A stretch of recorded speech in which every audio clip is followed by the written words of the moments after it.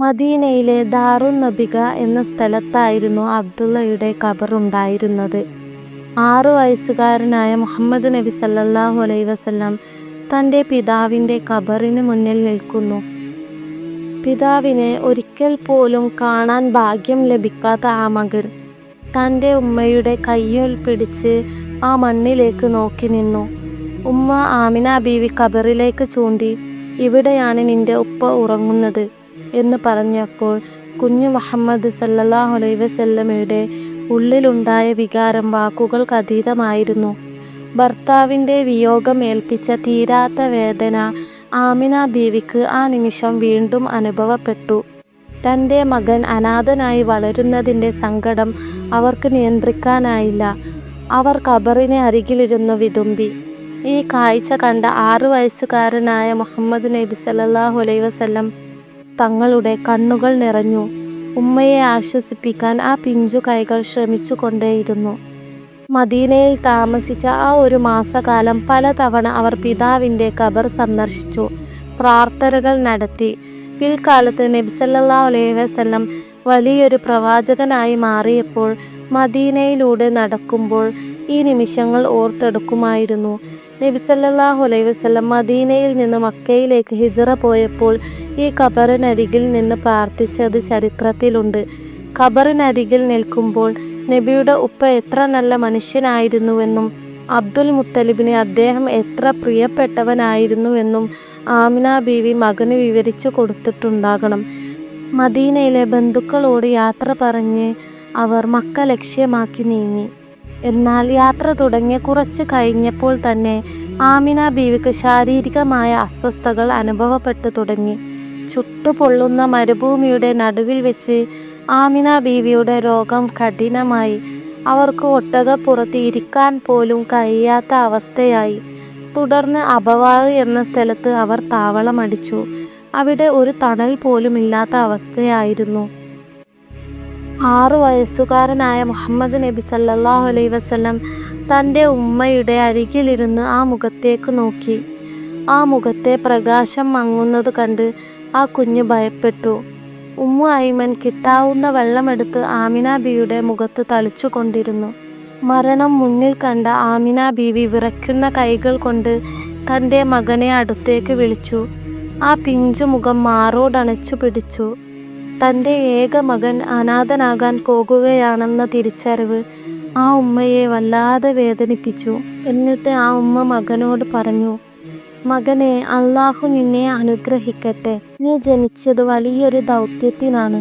ഓരോ പുതിയ കാര്യവും പഴകും. ജനിച്ചവരെല്ലാം മരിക്കും. ഞാൻ മരിക്കുന്നു. പക്ഷേ എൻ്റെ ഓർമ്മകൾ ഒരിക്കലും മരിക്കില്ല. കാരണം പവിത്രമായ ഒരു നന്മയെ ഈ ലോകത്തിന് നൽകിയാണ് ഞാൻ പോകുന്നത്." തൻ്റെ മകൻ്റെ കൈകൾ ഉമ്മു ഐമൻ്റെ കൈകളിൽ വെച്ചു കൊടുത്ത് അവനെ പൊന്നുപോലെ നോക്കണമെന്ന് അവർ വസിയത്ത് ചെയ്തു. ശേഷം അള്ളാഹുവിനെ സ്മരിച്ചുകൊണ്ട് ആ പുണ്യജീവൻ മരുഭൂമിയിലെ ആ കാറ്റിൽ ലയിച്ചു ചേർന്നു. 6 വയസ്സുകാരനായ മുഹമ്മദ് നബി സല്ലല്ലാഹു അലൈഹി വസല്ലം സ്തംഭിച്ചു നിന്നുപോയി. ഉമ്മു ഐമൻ ആ മരുഭൂമിയിലെ മണലിൽ കുഴിയുണ്ടാക്കി. എല്ലാ പ്രവർത്തനങ്ങൾക്കും നേതൃത്വം നൽകിയതും ആമിന ബീവിയുടെ മയ്യിത്ത് പരിരക്ഷിച്ചതും ഉമ്മു ഐമൻ തന്നെയായിരുന്നു. പുറത്തു നിന്നുള്ളവരുടെ സഹായം ലഭിച്ചിട്ടുണ്ടെങ്കിൽ പോലും ആ സങ്കടകരമായ നിമിഷങ്ങളിൽ കുഞ്ഞു മുഹമ്മദ് നബി സല്ലല്ലാഹു അലൈഹി വസല്ലമക്ക് ഏക ആശ്വാസമായി നിന്നത് അവരായിരുന്നു. ആമിന ബീവിയെ അവിടെ മറവു ചെയ്തു. തൻ്റെ ഉമ്മയെ മണ്ണിലേക്ക് വെക്കുന്നത് നോക്കി നിൽക്കേണ്ടി വന്ന ആ കുഞ്ഞിൻ്റെ തേങ്ങൽ മരുഭൂമിയിലെ മണ്ണിനെ പോലും കരയിച്ചിട്ടുണ്ടാകണം. തിരികെ മക്കയിലേക്ക് യാത്ര തുടരുമ്പോൾ ഉമ്മു ഐമൻ നബിയെ ഒട്ടകപ്പുറത്ത് ചേർത്ത് പിടിച്ചു. മക്കയിലെത്തുന്നതുവരെ ആ കുഞ്ഞ് ഒരക്ഷരം മിണ്ടിയില്ല. ഇടയ്ക്കിടെ തിരിഞ്ഞു നോക്കിക്കൊണ്ട് തൻ്റെ ഉമ്മയെ തനിച്ചാക്കി പോകുന്ന ആ ഓർമ്മകളിൽ അദ്ദേഹം വിതുമ്പിക്കൊണ്ടിരുന്നു. മക്കയിൽ തിരിച്ചെത്തിയപ്പോൾ അബ്ദുൽ മുത്തലിബ് ആകാംക്ഷയോടെ അവരെ കാത്തിരിക്കുകയായിരുന്നു. എന്നാൽ ഒട്ടകപ്പുറത്ത് തൻ്റെ മകൻ അബ്ദുള്ളയുടെ ഏക മകൻ മാത്രം കരഞ്ഞുകൊണ്ടിരിക്കുന്നത് കണ്ടപ്പോൾ അദ്ദേഹത്തിന് കാര്യം മനസ്സിലായി. ആ വൃദ്ധനായ മുത്തശ്ശൻ തകർന്നുപോയി. മുഹമ്മദിനെ വാരിപ്പുണർന്ന് അദ്ദേഹം പറഞ്ഞു, "മകനെ, നീ സങ്കടപ്പെടേണ്ട. ഇനി ഞാൻ നിന്റെ ഉമ്മയും ഉപ്പയുമാണ്. ഉമ്മയായ ആമിന ബീവിയുടെ മരണശേഷം മക്കയിലെത്തിയ നബി സല്ലല്ലാഹു അലൈഹി വസല്ലം പലപ്പോഴും ഉമ്മയെ ഓർത്ത് സങ്കടപ്പെടുമായിരുന്നു. ഉമ്മയുടെ മണ്ണിൽ തനിച്ചാക്കി പോന്ന ആ മരുഭൂമിയിലേക്ക് ഒരിക്കൽ കൂടി പോകണമെന്ന് ആ ബാലൻ വല്ലാതെ ആഗ്രഹിച്ചു. തൻ്റെ പേരക്കുട്ടിയുടെ വിഷമം മനസ്സിലാക്കിയ അബ്ദുൽ മുത്തലിബ് അദ്ദേഹത്തെയും കൂട്ടി ഒരിക്കൽ കൂടി അബവായിലേക്ക് യാത്ര തിരിച്ചു. അബവായിലെ ആ മണലാരണ്യത്തിൽ തൻ്റെ ഉമ്മ ഉറങ്ങുന്ന ഖബറിന് മുന്നിൽ 8 വയസ്സുകാരനായ മുഹമ്മദ് നബി സല്ലല്ലാഹു അലൈഹി വസല്ലം നിന്നു. കൂടെ മുത്തശ്ശനും ഉമ്മു ഐമനും ഉണ്ടായിരുന്നു. ആ ചെറിയ പ്രായത്തിൽ തന്നെ ജീവിതത്തിലെ ഏറ്റവും വലിയ യാഥാർത്ഥ്യമായ മരണം അദ്ദേഹം കണ്ടു. അവിടെ ഇരുന്ന് ആ ബാലൻ ഒരുപാട് കരഞ്ഞു. അബ്ദുൽ മുത്തലിബ് ആ കുഞ്ഞിനെ ചേർത്ത് പിടിച്ച് ആശ്വസിപ്പിച്ചു. താൻ കുട്ടിക്കാലത്ത് ഉമ്മയുടെ ഖബർ സന്ദർശിച്ചതിനെക്കുറിച്ച് പ്രായമായ ശേഷം നബി സല്ലല്ലാഹു അലൈഹി വസല്ലം ഓർത്തെടുത്തിട്ടുണ്ട്. ഒരിക്കൽ ആയിരക്കണക്കിന് അനുയായികളുമായി മക്കയിലേക്ക് വരുമ്പോൾ നബി സല്ലല്ലാഹു അലൈഹി വസല്ലം അബവായിൽ ഇറങ്ങി. അവിടെയുള്ള ഒരു ഖബറിനരികിൽ പോയി അവിടെ ഇരുന്ന് പൊട്ടിക്കരഞ്ഞു.